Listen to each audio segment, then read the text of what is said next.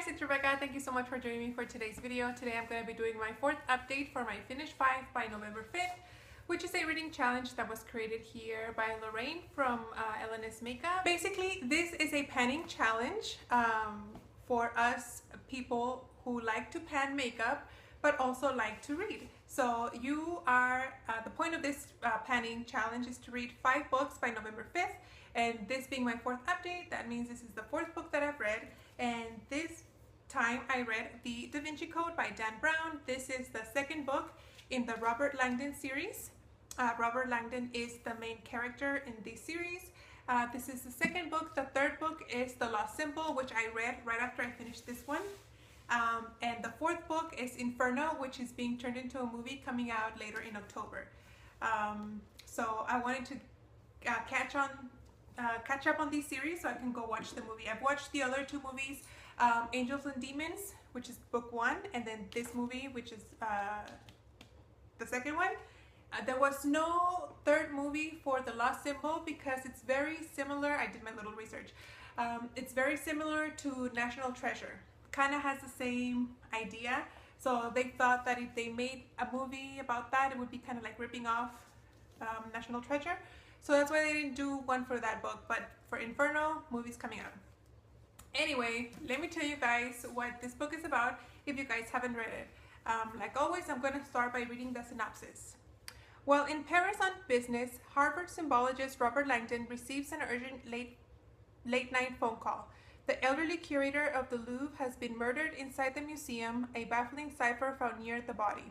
As Langdon and a gifted French cryptologist, Sophie Noveau, sort through the bizarre riddles, they are stunned to discover a trail of clues hidden in the works of Da Vinci, clues visible for all to see and yet ingeniously disguised by the painter. The stakes are raised when Langdon uncovers a startling link. The late curator was involved in the Priory of Sion, an actual secret society whose members included Sir Isaac Newton, Botticelli, Victor Hugo, and Da Vinci, among others. Langdon suspects they are on the hunt for a breathtaking historical secret, one that has proven through the centuries to be as enlightening as dangerous. In a frantic race through Paris and beyond, Langdon and Noveau find themselves matching wits with a fearless power broker who appears to anticipate their every move. Unless they can decipher the labyrinthine puzzle, the Priory's secret and the explosive ancient truth will be lost forever. So I really enjoyed this book. I ended up giving it 4 out of 5 stars. I like this book for a lot of reasons. One, it's set in Paris. I love Paris. I've been to Paris. It's one of my favorite cities in the whole world. If I could go back every year, I would. Second of all, it's one of my favorite genres, which is mystery. I love mystery novels. I don't know, I just like to just, you know, it gets your head thinking, you know, who could have done it, and then it messes with your mind and you don't know who did it and you don't know what's going on. So that's why I liked it. I would have given it 5 stars, but I did have a little bit of a problem with this. Robert Langdon, the main character, he's a religious symbologist. So I'm not going to get too deep into the religious aspect here. But some of the theological ideas that were presented in this book had me kind of like, I didn't agree with them, but I had to tell myself, okay, this is fiction. This is a work of fiction. They're not trying to sell this as facts. So that's how I was able to get past that point. If you guys have read this book, you know what I'm talking about. And even if you haven't and just seen the movie, this was very popular quite a few years ago. So aside from that, those ideas that were presented here, I really enjoyed the book. There was like 3 times when I thought I had figured out who was the person, and every time it changed. But like I said, I enjoyed it enough to start reading the 3rd book right after, and I really enjoyed that one as well. Am I making sense? Okay, let me start over again. This book is about Robert Langdon, of course. Well, okay. This book starts with the death of a person who leaves Robert Langdon's name on the crime scene. Like before he dies, he scribbles his name. And so the police, when the police finds it, they think that the dead person was trying to tell them that Robert Langdon killed him. When in reality, it was a way for the dead person to tell